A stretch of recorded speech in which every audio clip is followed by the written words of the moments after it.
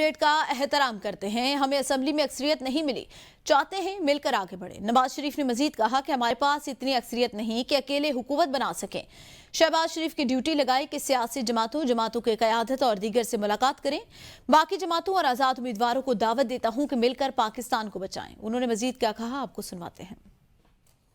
हम सब पार्टियों के मैंडेट का एहतराम करते हैं।